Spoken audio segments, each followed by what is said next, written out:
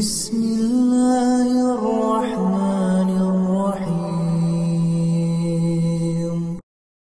يا أيها الذين آمنوا إذا نودي للصلاة من يوم الجمعة فاسعوا إلى ذكر الله